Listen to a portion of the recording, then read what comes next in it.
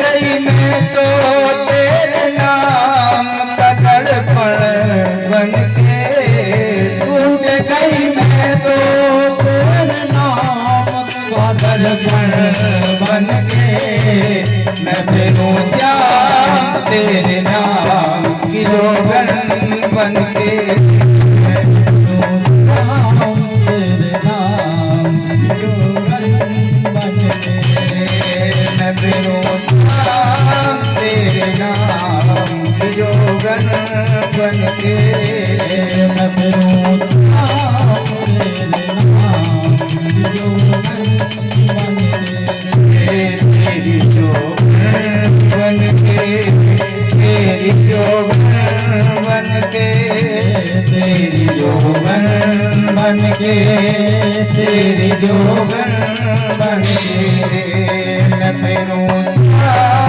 तेरे नाम की जोगन बन के, मैं फिरूं तेरे नाम की जोगन बन के।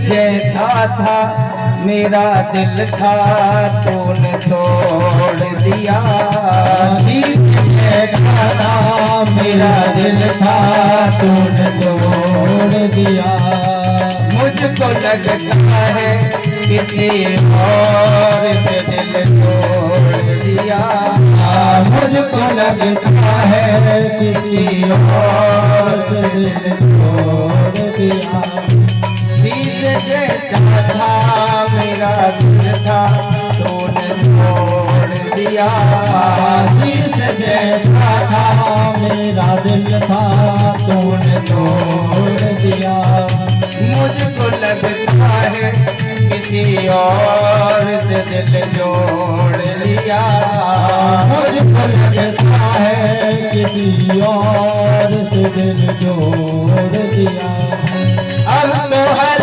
रात मुझे डसती नागिन बन के, अब तो हर रात मुझे डसती है नागिन बन के, मैं फिरूं क्या बन के, मैं फिरूं तेरे नाम की जोगन बन के।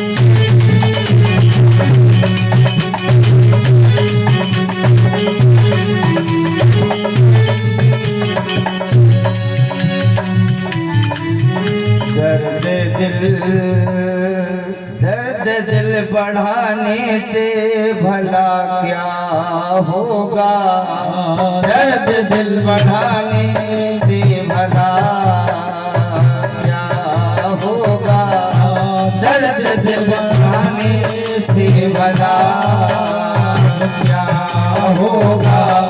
श्याम जो रूठा साथ छूटा अब कहाँ होगा, प्यार जो रूठा साथ छूटा अब कहाँ होगा।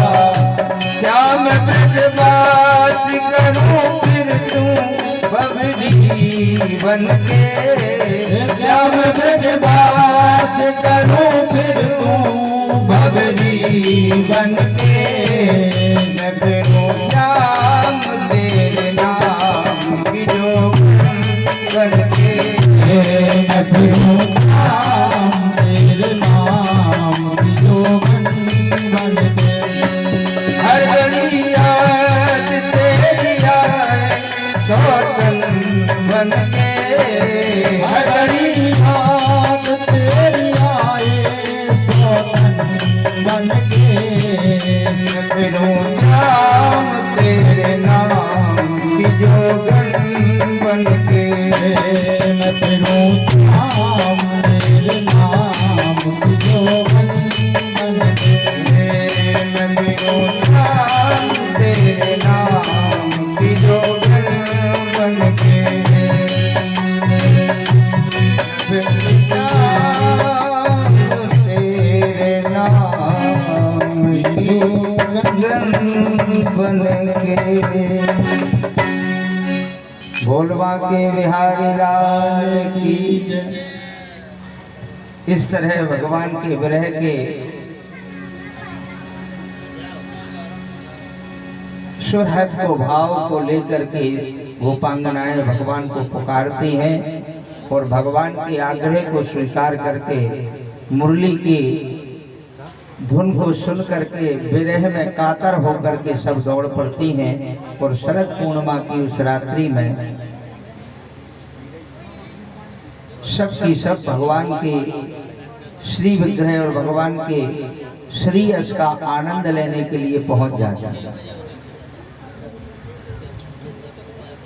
अब तो भगवान बार बार पूछते हैं कि हे गोपियों, तुम अर्धरात्रि की बेला में इस शरद पूर्णिमा की चमकती हुई पूनम की रात में अपना घर परिवार छोड़ करके क्यों आई? तुम्हें लज्जा नहीं आई? तुमने अर्धरात्रि का विचार नहीं किया? तुम्हें मर्यादा का भान नहीं है कि तुम किसी की भार्या हो, तुम किसी की पत्नी हो, किसी की माँ हो, किसी की बेटी हो? तुम्हें ये ज्ञान नहीं है कि स्त्री का रात्रि में चालन शास्त्र विरुद्ध है और पति की बगैर आज्ञा के आना शास्त्र विरुद्ध है, और अपने पति के अलावा में किसी पर पुरुष के विषय में सोचना विचार करना भी शास्त्र विरुद्ध है। ये तुम्हारा सत्यत्व नष्ट हो जाएगा, तुम्हारा पतिव्रत धर्म नष्ट हो जाएगा। अब विचार करो, लौट जाओ। भगवान ने क्या कहा? लौट जाओ। क्यों आई हो?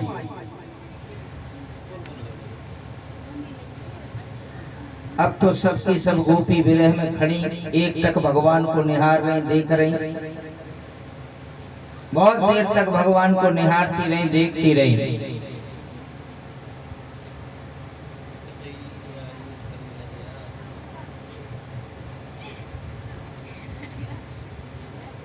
सबके नेत्रों से आंसू, भगवान को एक टक देखती रहती। गोपियां उदास हो गईं। भगवान श्री कृष्ण की इस तरह की भाषा सुनकर के खिन्न मन हो गया, आशा टूट गई, चिंता के बादल छा गए। समुद्र में जैसे श्रृंग और गर्त उठते हैं, इस तरह से हृदय में हुल्लोड़ उठने लगी। कृत्वा मुखान वैशुचा श्वसनेन शुष्याः। बार बार देखती भगवान को, भगवान की ओर आग्रह से भाव से देखती कि भगवान ये कह दे कि ठहर जाओ, रुक जाओ, मगर गोपियां विरह में कातर होकर के एक गोपी कहने लगी भगवान कृष्ण से कि सुनो, हम चले जाएंगे वापस, हमारी बात का उत्तर दे दो सो हम चले जाए। बिल्कुल अभी सबसे सब हम वचन दे रहे हैं, हमारी बात का सही उत्तर अगर तुमने दे दिया तो हम सब लौट जाएंगे। कहा हाँ पूछो। तो वो गोपी कहती कि सुनो, आपने कहा ना पतिव्रत धर्म,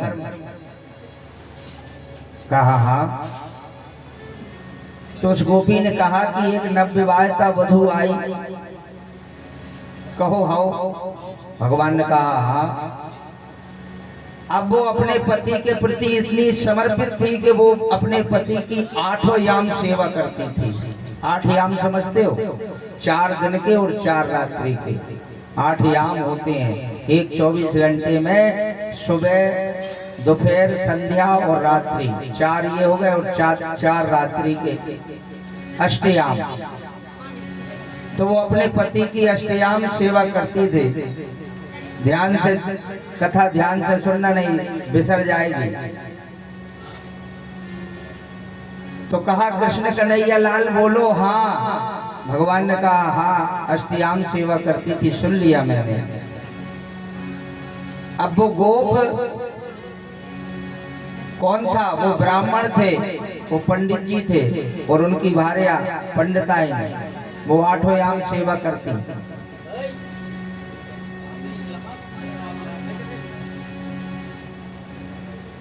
दो 4 दिन सेवा करी, अच्छा लगा। पंडित जी बड़े प्रसन्न थे, आज तक इस तरह की पूजन तो हमारी किसी ने नहीं की, जिस तरह की पूजा हो रही।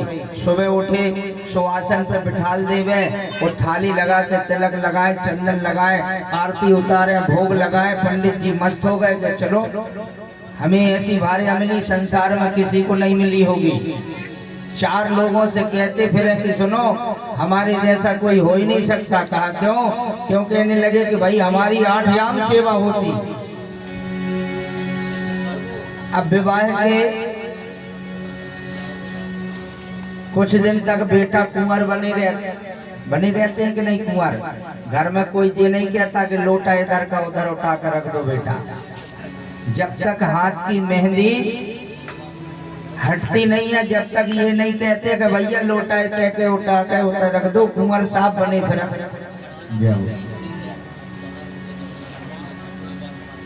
इसी तरह पंडित जी को 8 दिन हो गया। 8 दिन तक बड़ा आनंद लगा कि हमारी सेवा हो रही अष्टयाम। भगवान कृष्ण से कहा गोपी ने कि बोलो हाउ। भगवान ने कहा हाउ।